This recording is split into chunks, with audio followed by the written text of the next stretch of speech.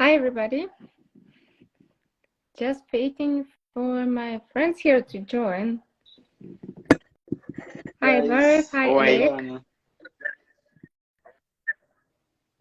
Hi, SeamLine is here, so we're waiting for our friend Brian.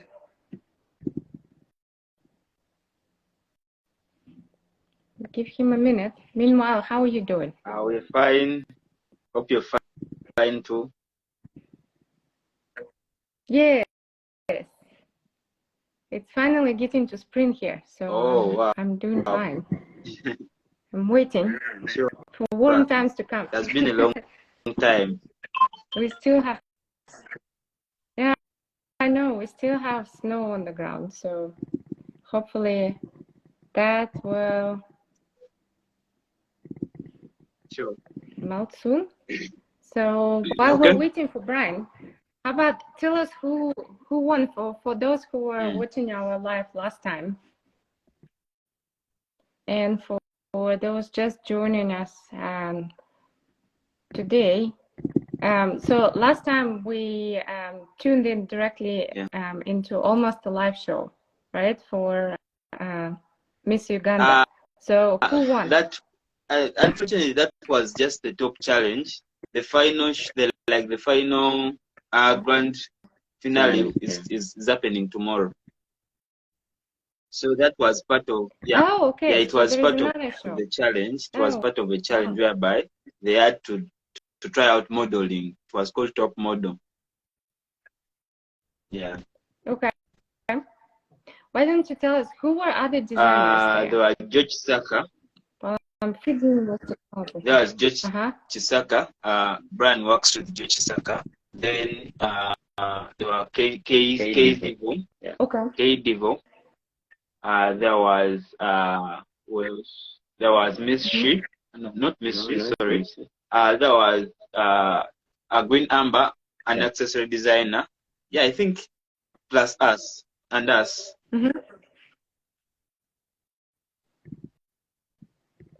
Okay. So how many? 4 total, right? Sorry? Yeah. A total of 4, designers. Right? Yeah. 4 designers? Okay, fantastic. For some reasons, Brian is not able to join us very quickly, but we're still trying. So why don't we start with our conversation, and then we'll keep trying to bring Brian on, because I think it would be great to have him as a guest and hear his perspective as well.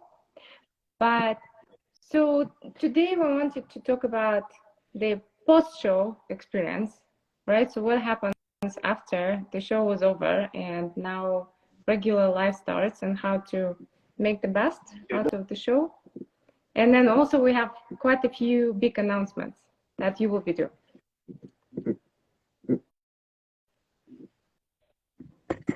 Yeah. Are you there? Are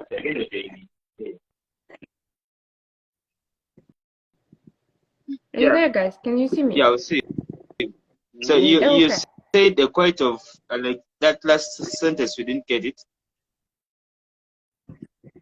I said there are a lot of big announcements that we would like to make. So right. So maybe we'll start. Yeah. So after the show, because when you're done with it, before the show, you have a lot of expectations whether people would like what you present to them or not. So you have a lot of thoughts that are going through your head. So after the show, there are always those small things that happen during the runway that you didn't expect to happen.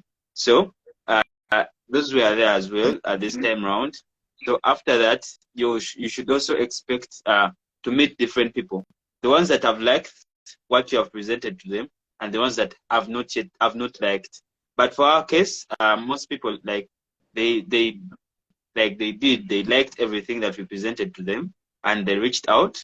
They were like, "Yeah, you guys have a good story, and the pieces look amazing. They are well done, and they are neat and well done." So we reached out to many different business cards to them, and also interacted with different designers, because when most of the times when these shows happen, there are always a couple of designers that come and attend and spot out different designers to work with in the future project. So we reach out to we also got a chance to talk to different designers and get their feedback about what we presented, because it's also important to know what a fellow artist is thinking about your work that you have done.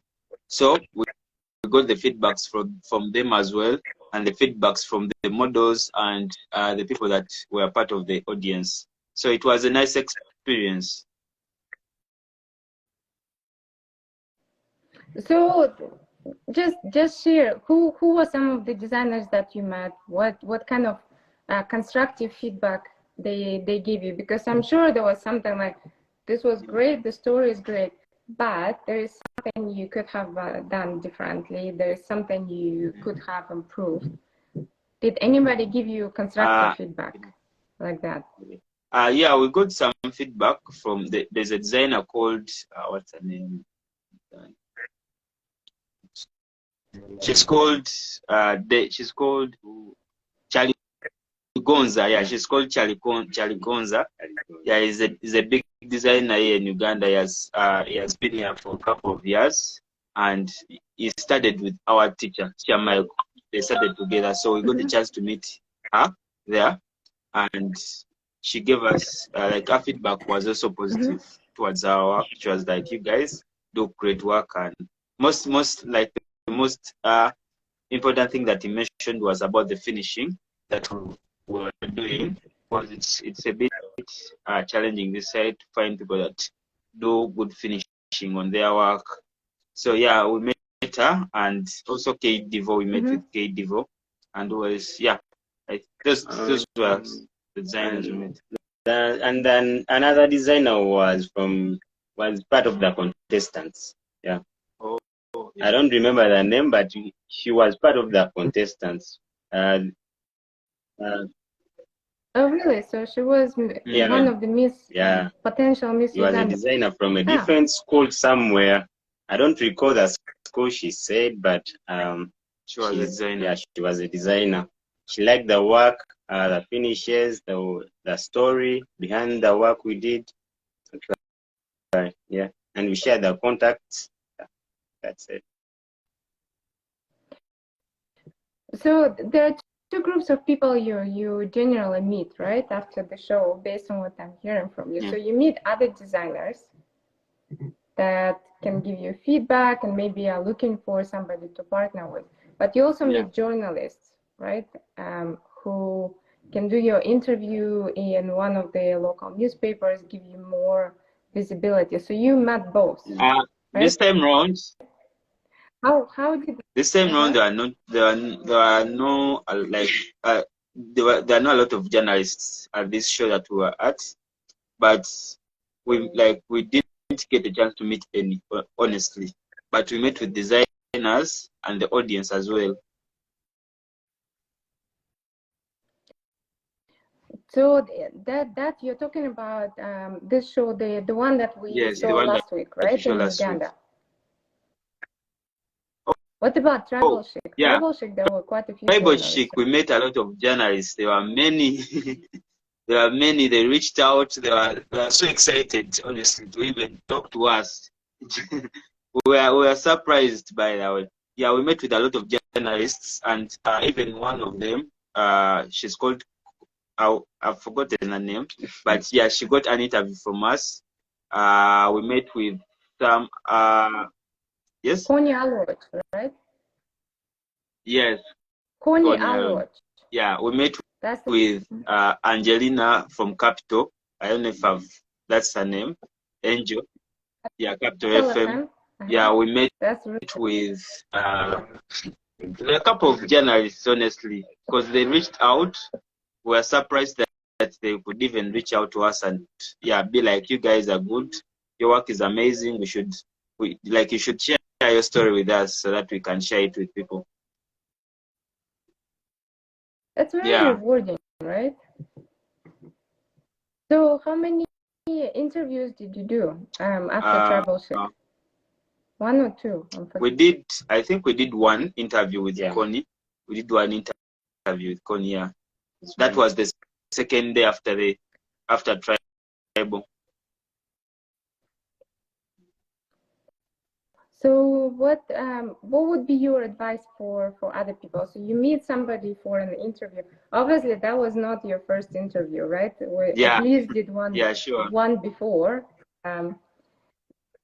me and you, but and I'm sure you did some other interviews. But it's still, every time you do an interview, right? It's really makes you nervous, and then you're like, well, what should I tell them to present a good picture? What should I not tell them? So what would be your advice to people who do interviews about their brand for the first time? Like how can you for me, I think on my side, I think you have to just talk about what represents you as a brand and you as a person. So you share about what the values of your brand, and also be honest with yourself, and try to give them a picture of what they're not seeing in you, especially when you are just an upcoming designer. Because when it comes to upcoming designers, they don't know a lot of they don't know a lot about you, but you should give them a picture in just a few words, or just few, like in few sentences. Like you try and explain about your brand and the values that talk about your brand. And the next thing is about confidence. Some designers, we lack confidence when we're speaking to people. When the cameras are in front of you, the way you feel nervous, you feel like the whole world is looking at you. Yeah.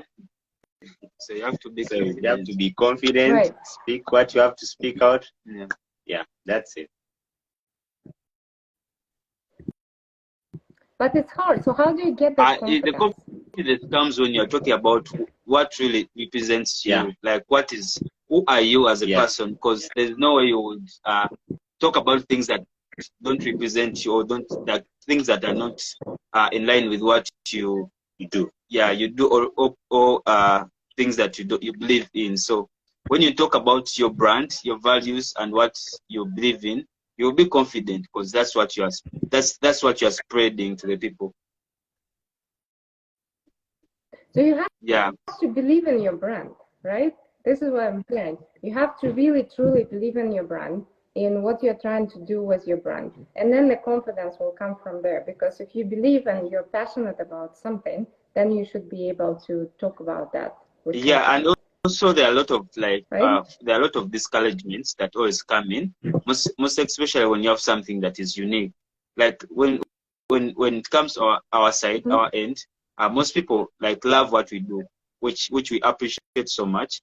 But sometimes they tell us that we should break it down. You get, which is right. But sometimes when you have something that you want to portray to the people, it's always hard to follow what you have been told. So there's a designer that I always follow.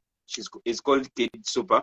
He's an artist, and he's a good, I love the way he does his thing. So it makes the word love what he really believes in.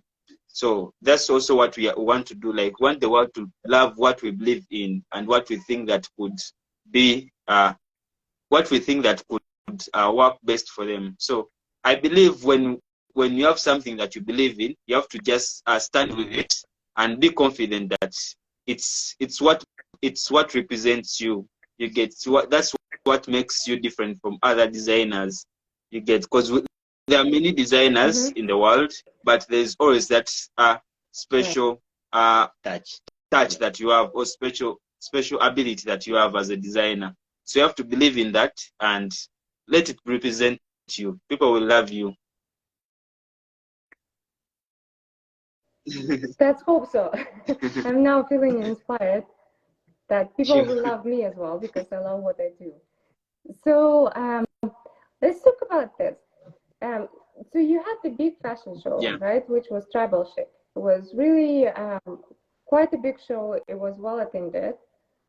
You had multiple people reaching out, the journalists, you gave an interview. Then you came back to Uganda, right? And you had follow-up interview with the Ugandan media channel, right? So you talked to them about the show and how, you know, what was the message behind the collection. They really liked it as well. They also wrote about it, which was great. But then in your previous experience, how long did this conversation last before, you know, people just switch off and go somewhere else to something else that's new and exciting, and the conversations kind of die down? That's right, because our previous shows that we have been doing, sometimes the conversation doesn't last so long. Because let me give an example of the one for the Proctors. Yeah, we did that. That one was in 2021, I think. 2021, towards the end of 2021. That's when we did that Black Rose project. So after the show was called Opportunities Are Here. It was a project that came in during lockdown. So many of us were not like so much like into our stuff because of the lockdown and everything. So when the project came in, we were like, okay, let us go for it. So we went for it, and yeah, we got the opportunity to showcase. So when we showcased the project, yeah, people loved it, of course, and the message behind it. But we did not get an opportunity to extend the message for a long period of time, or the conversation for a long period of time, because most times, as it takes us back to that point, most times people love what you do, but you have to keep on like pushing it. You have to repeat, like you have to keep on believing in what you do, or what you are trying to portray to the people. So we didn't have a long conversation about that project, and it's also it still hurts us here right now because of the way, because of the things that are happening in the country. The same situation is still happening, and people even here right now, because recently even got a message from some people whereby they told us that this is a myth. It's no longer there, but yet it's happening. So when you hear that and think about your project, you'll be like, it would have helped someone if I had continued with the project or the conversation. So it doesn't, like, it hurts, but sometimes the conversations end on the runway.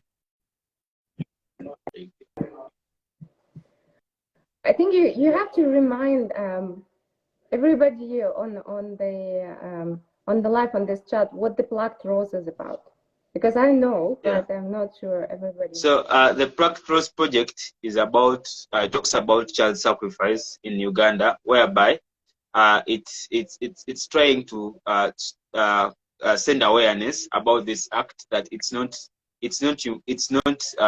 good, and people should stop it. People that practice it should stop it. So the Plucked Rose, why we chose the Plucked Rose, because a child that has been killed is like a rose. You get, is like a rose that is just growing. So when you pluck it, you end its life. So when you kill a child, you have ended that child's future or life. You get. So this project was talking about 3 people. It was talking about 3 characters: the child, the mother, and the survivor. Because this act, some children survive it and they live with that trauma for all their life. You get, and some of them get paralyzed. So it's a heartbreaking act, and we're trying to send an awareness to people out there that this thing has to stop for the future generation, because when you kill a child, you have killed the next generation.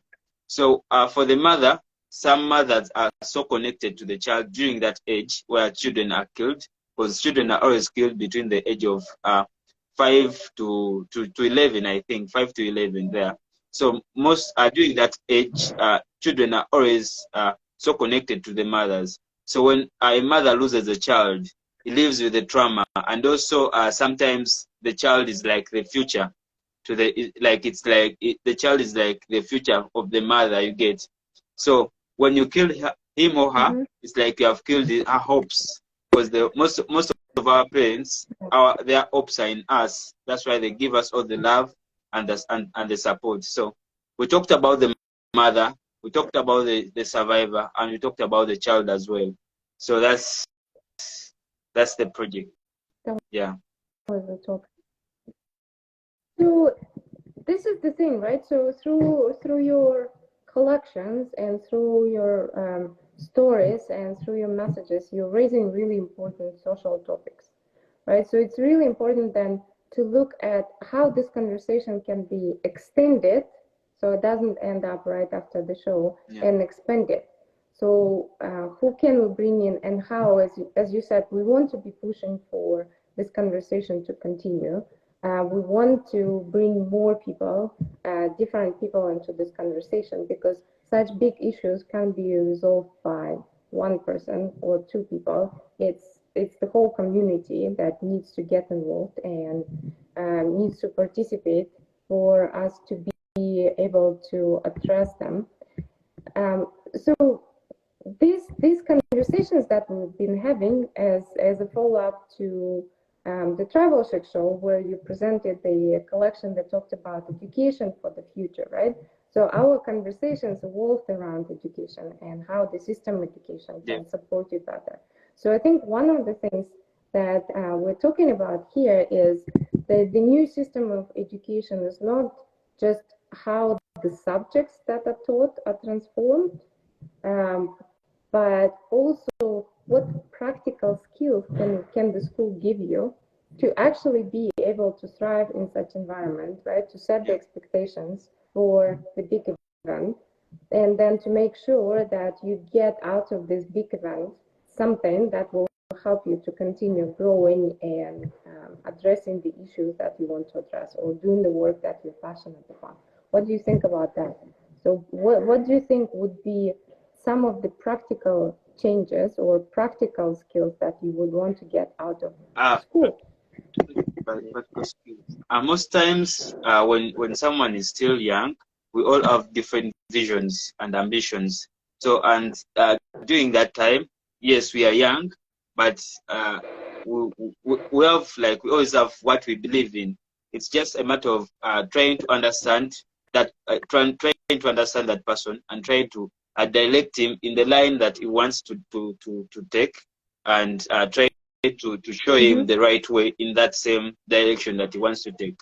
So for me personally, I believe that if someone is well prepared when he's still young, and is like it gets the basics of the basic knowledge of understanding through this nursery and primary level. So he has to start preparing for his future career, like earlier, before even before like he reaches the higher level.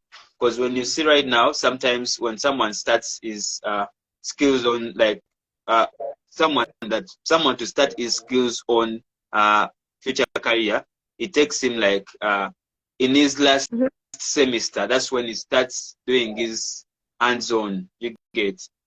But if someone starts to do what he wants, like from way back, it helps him even learn more and explore more in that field that he wants to be to take as a person.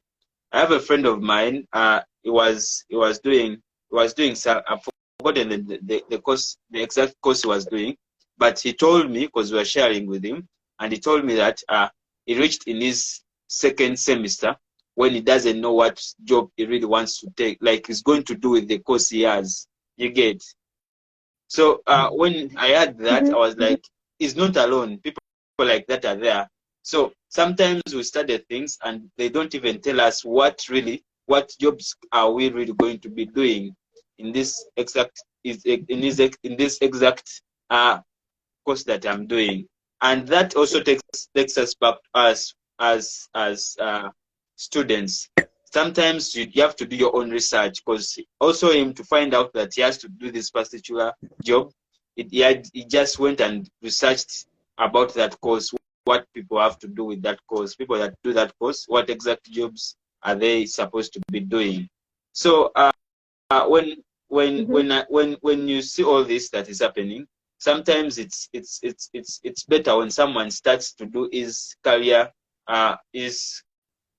course or what he wants to do earlier before even he reaches the higher level, because it helps him learn more in that field, and also improve and explore more in that field. Okay, so A level just reminds me, since I'm not as familiar with educational system.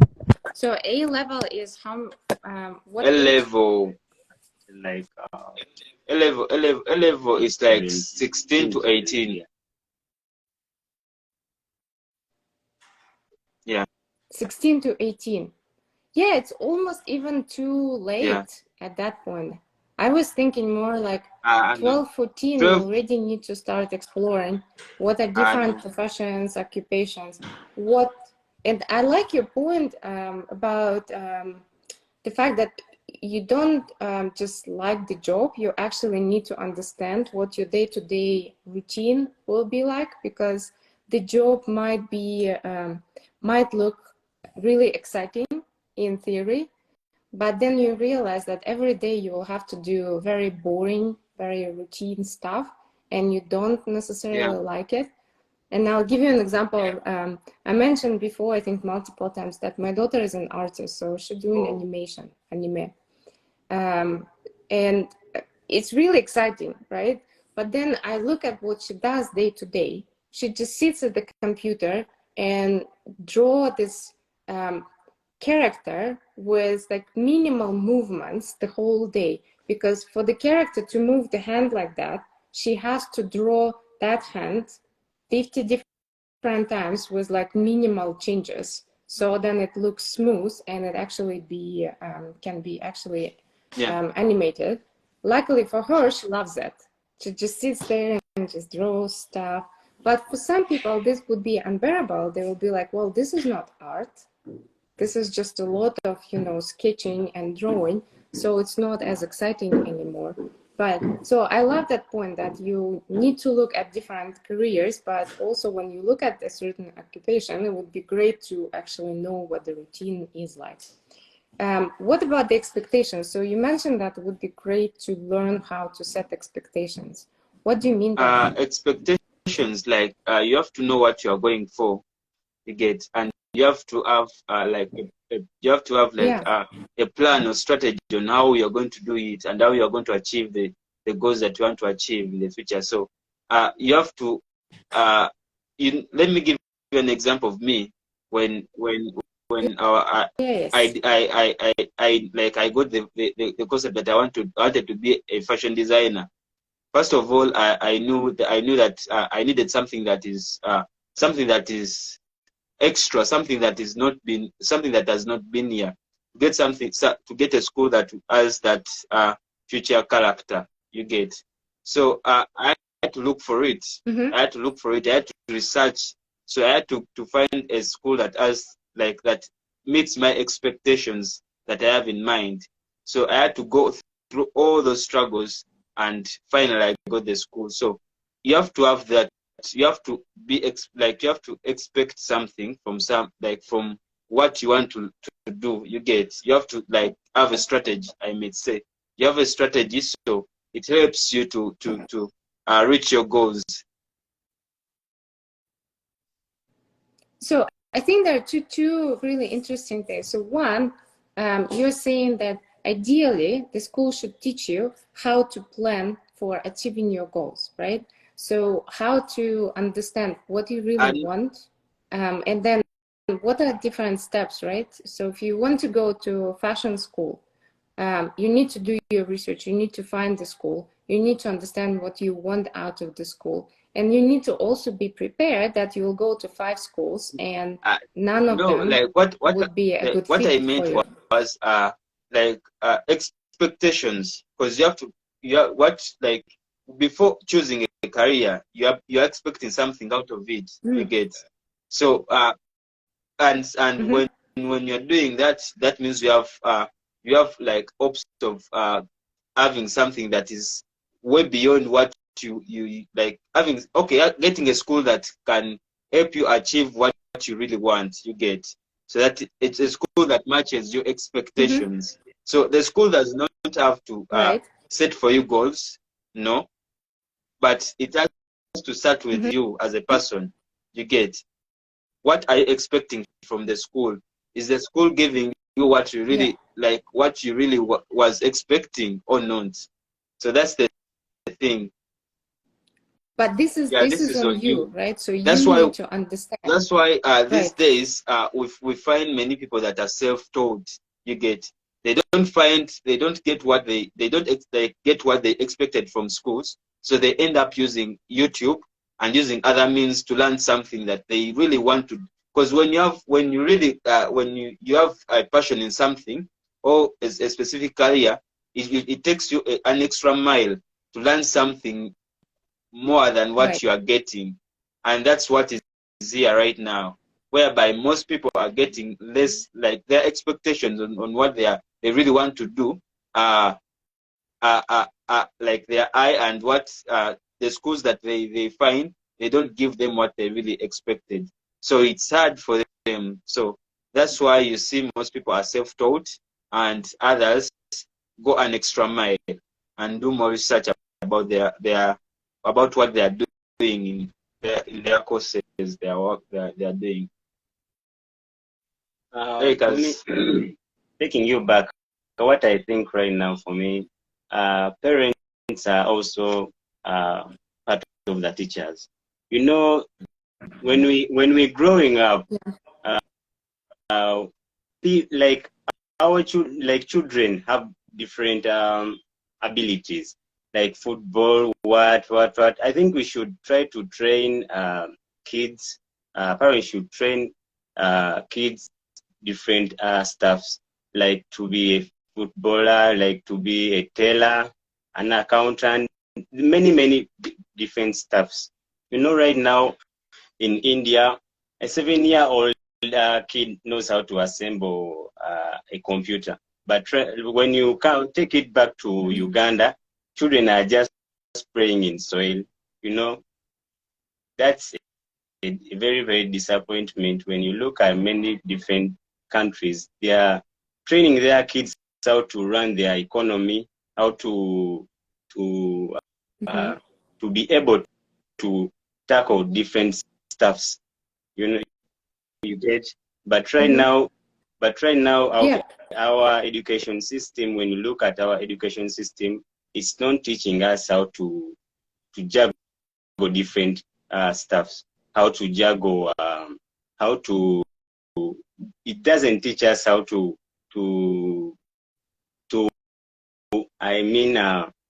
how to, I'm forgetting the self, but we are not taught. They contribute to the economy. We are not taught how to run our economy. Yes, we are not taught how to run our economy. That's why you see people looking for different, going to taking themselves to slavery, looking for greener pastures abroad. That's what is happening right now in Uganda because of our education system right now. Yeah, and also to add on Eric's point, when it comes to parents also have to act as teachers to their children. They have to give them much, like they have to be there for them, give them much time than what. Because when you look at most parents right now, most of them, they are focused on getting money, which is okay, which is very right, which is important. Right? Yeah, but we also have to spare some time for our children. Like try to understand them, try to know them, try to know what they have been up to. Like after school, you get, what have you been doing? How is their life in it? Like how is their life like? Their life when it's outside school. What do they like? So it also helps a lot for the parents to connect with the child and know what really this child would love to do. You get, and also guide them, because it helps them to also, because when you look at most children, they also have that fear for their parents, because they cannot share a lot of things with them, which is not good. at some point. So I believe when that connection is there as well, it can also help a lot of children and also improve our education system in a way. I just want to read the comments. So there is a comment from Chimera Christine, who says, I love the concept and the fact that fashion is being used to create awareness and sensitization to one of the biggest problems that we're facing as a country. I think that's the testament to what we're trying to do, actually, and what we're trying to show with these live chats recently, that, you know, the fashion can be used, and fashion collection can be used to raise this issue and kind of visualize it and start the conversation. But it's also important how we continue with the conversation and what we're doing after the show is over, because just kind of putting the challenge into the light doesn't necessarily resolve the challenge, right? So it takes a village.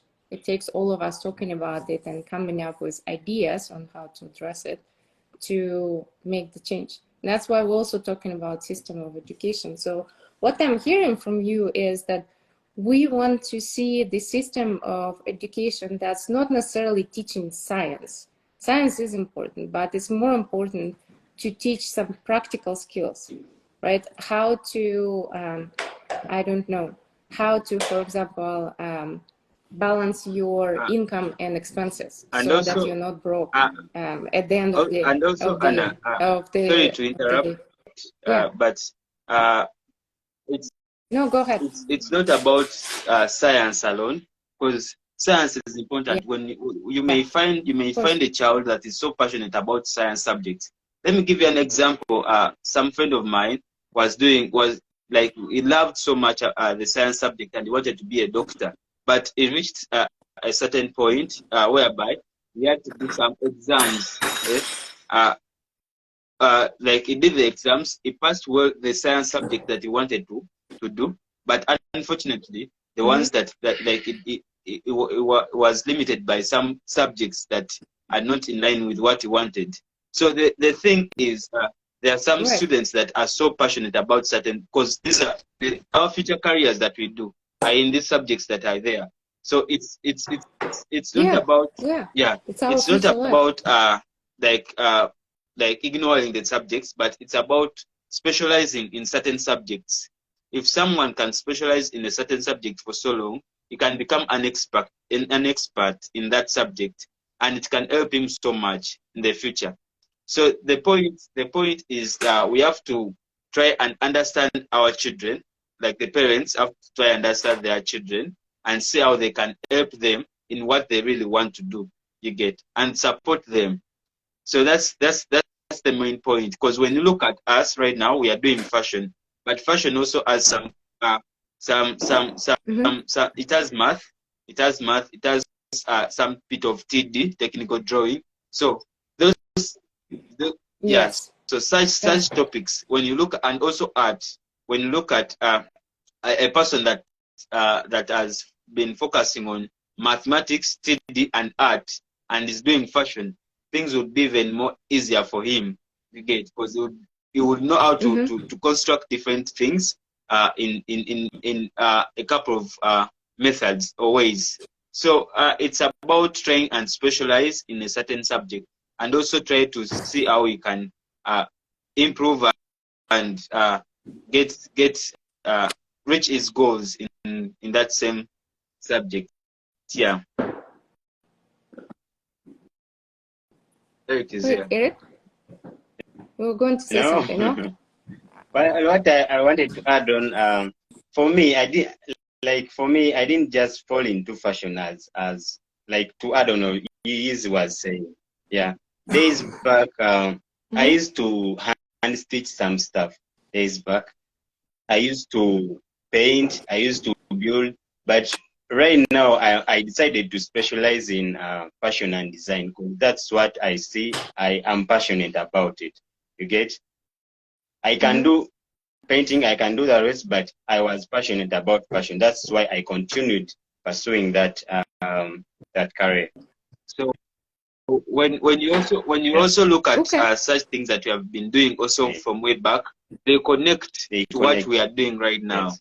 So sometimes it's not about people that are surrounding you. It just comes automatically without you even noticing. You get, so you be there, you see like you are connected to this, you are connected to this, but it's also helping you in a way in your future, in what you're doing as your future career. I think it's also important. So some of the things that you brought up, but we kind of didn't talk about. So you set expectations, right? For an event, for example, or you set expectations for your life, and you get exposed to a particular career and you start specializing in it, or you go for an event and then something happened and you don't love it anymore, right? You're like, well, I made a mistake and this is actually not what I want to do for the rest of my life. But I think it's important also from your parents and from the school to get that skills to handle that, not as a failure, but as, okay, I explored that, now it's time to move on because it doesn't work for me anymore. And I don't think the educational system prepares us for that, prepares us for the failure, right? Because it's a failure, and failure is always bad.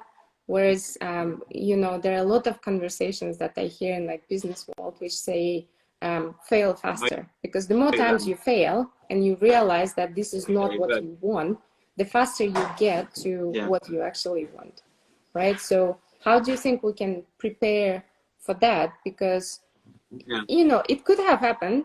You're very lucky that you went to a fashion show, right, several times. And generally people liked what you do because you're really great at coming up with the topics, visualizing them. But you had one person who said, well, what you're talking about in plucked rolls is actually not true.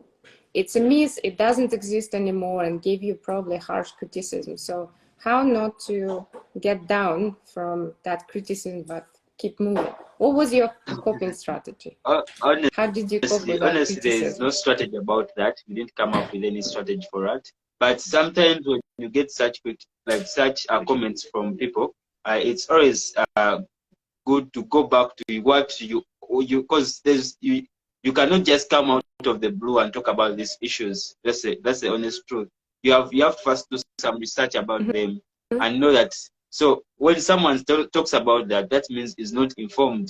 You get, is not informed. That's the reason why. That's how we come in. We are here to inform them, because there are a number of people that are there that are in that line that are not informed about these issues, and they think these things don't exist, especially for the child sacrifice project. But and also when you get other comments about your work, let me say that your work won't sell, or your stuff, your things are not nice and all that. So it's hard. It pains you. It pains you, and sometimes even some designers end up even being depressed, end up in depression and things, and quitting art because of that. But what I know, for me, on my own perspective, I believe that when you know what you believe in, there are always those people that you will meet that really appreciate what you do. So however much people talk bad about your work, you have to put something in your mind that your work is good, and you always meet people that will appreciate it. And also, like, it's always good to show people what you really believe in as a person or as an artist, because that's what empowers you. You get. And to add on. Okay. And to add on Edward's point.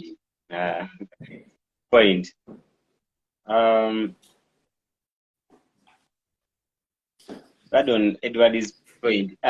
People here are not well informed. That's it. They are not aware of what is happening within their communities. You get? They are not aware. That's why I take it back to the education system. It's not. They don't teach us what to do. They don't teach us how to run our economy. You get? And Yes. also also sometimes these people that let me say we are people that are not that are not informed. Most of them are informed, but they just don't want to talk about these things, or these things are in favor of them.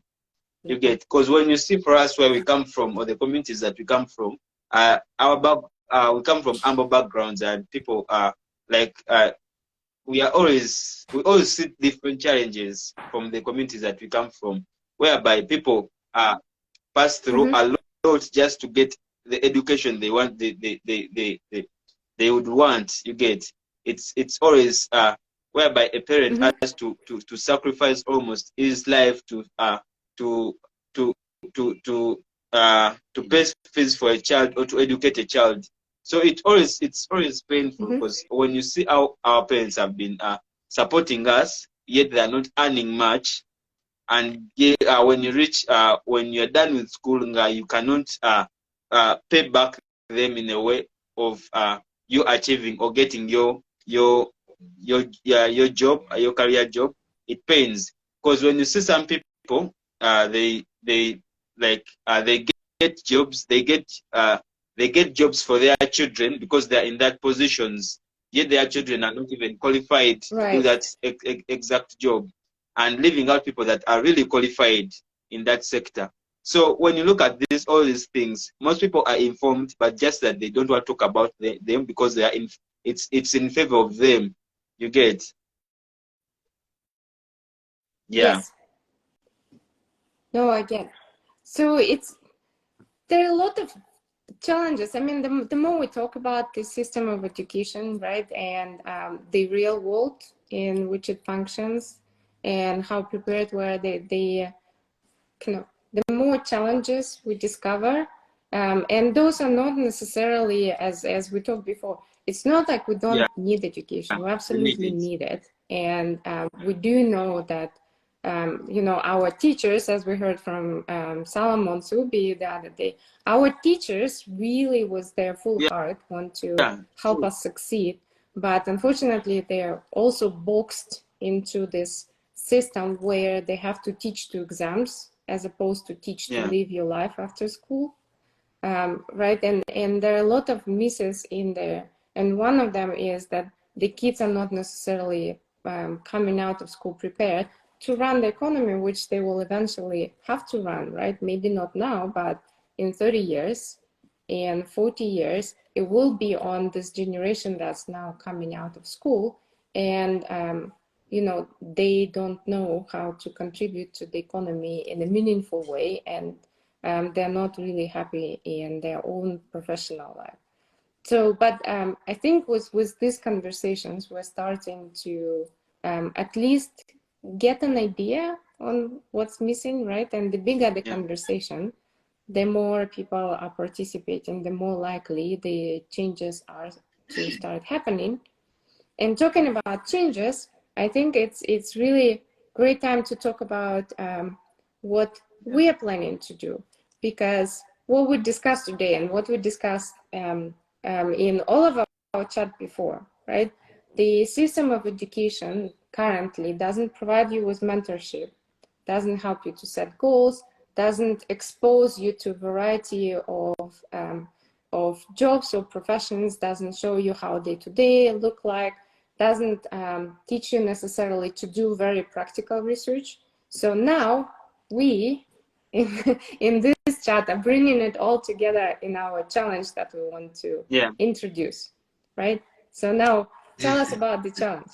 So it's the big announcement is about Creative Community Africa.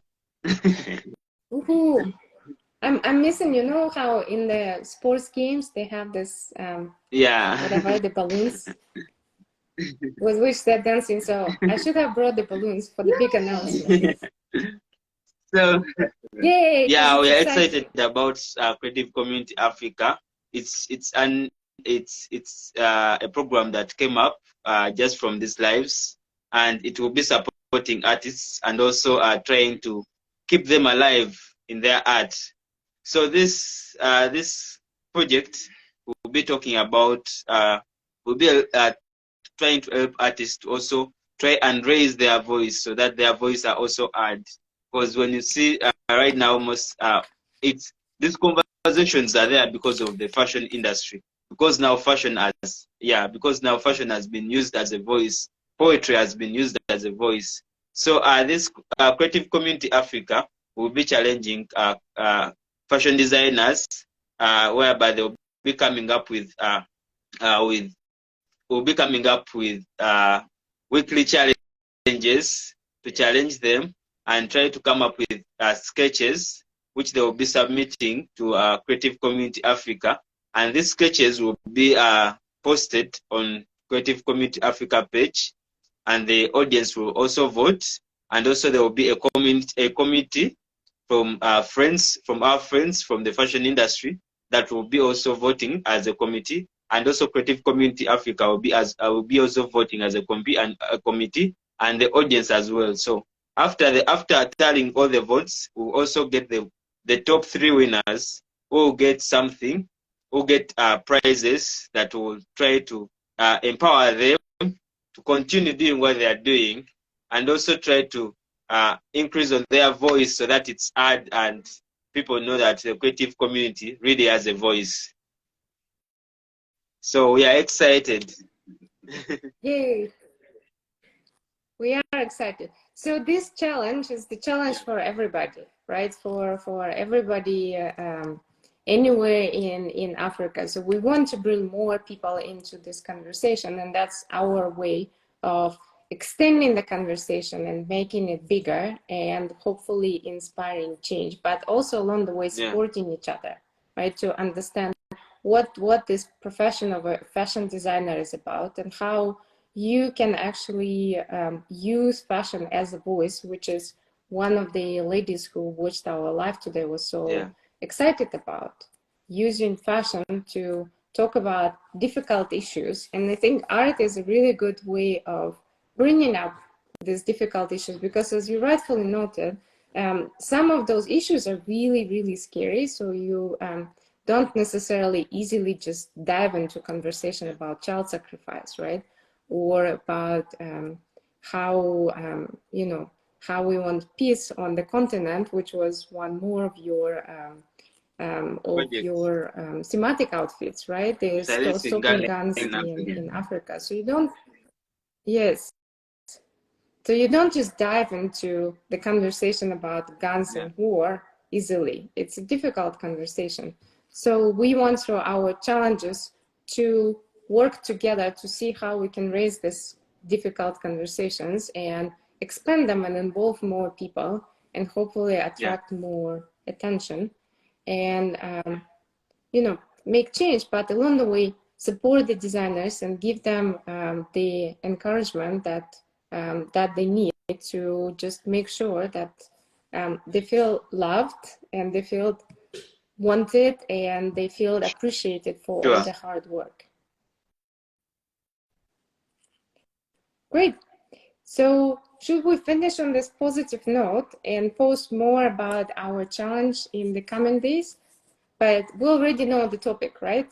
So we want our first challenge, which will start in April, to be about education and what education means in our life, and how education can be, or the system of education can be improved to support us better.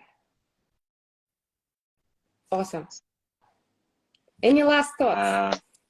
For my case, I'm happy. I'm happy that such conversations have not ended on us, and we are involving in other creatives that I believe they will also be, they also come up with something that will be amazing, and will be amazed to see their work and see how they also try to come up with this different ways of trying to raise a voice through their art.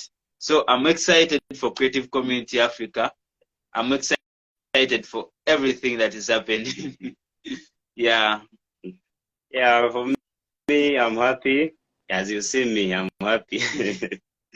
Yes. What creative should know is they should be inspired. They should use inspirations. They should get their work right away from scratch. You get? Yeah. because when you do your work from scratch, you give it value, you give it that touch of you. You get, yeah.